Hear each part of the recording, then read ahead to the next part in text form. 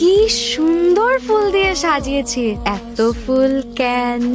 কদিন পর আমার ফুল সজ্জা না, সবাই তো বেডরুম সাজায়, আমি সবার থেকে আলাদা হওয়ার জন্য পুরো বাড়ি সাজালাম। যেহেতু পুরো বাড়ি ফুল দিয়ে সাজিয়েছিস, সেহেতু পুরো বাড়ি ঘুরে ঘুরে ফুল সজ্জা করিস। এই তো এসে গেছে আমার লক্ষ্মীমা। বাড়িতে এত লোক, কিন্তু তুমি নয় বলে পুরো বাড়ি খালি পড়ে আছে। এই বাড়িতে ঢোকার আগে আমি আপনার দোয়া নিয়ে ঢুকতে চাই, আপনার দোয়া নিয়ে আপনার ছেলের বউ হয়ে এই বাড়িতে ঢুকতে চাই। প্লিজ একটু দোয়া করে দিন না মা।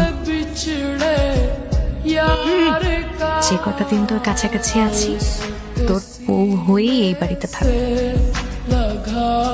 সবাইকে গিফট দিব, কিন্তু তার আগে আমার একটা প্রশ্নের উত্তর দিতে হবে। বিয়ে কার? আমার।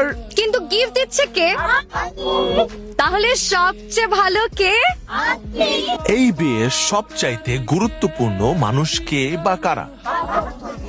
যেহেতু পাত্র এখানে স্বয়ং উপস্থিত আছে এবং পাত্রী এখানে উপস্থিত নেই, সে কারণে পাত্রের জিনিসপত্রগুলা পাত্র বুঝে নেবে, তাই তো? আমার বই জিনিসগুলো আমাকে বুঝিয়ে দেন। কিন্তু তার আগে আমারও একটা প্রশ্ন আছে। বিয়ে করতে হলে কি বলতে হয়? কবুল কি বলেছে? তাহলে বউ হলো কি করে? তাহলে কি হবে? হবু বউ। হ্যাঁ হ্যাঁ, জানি জানি, হবু বউ। তাহলে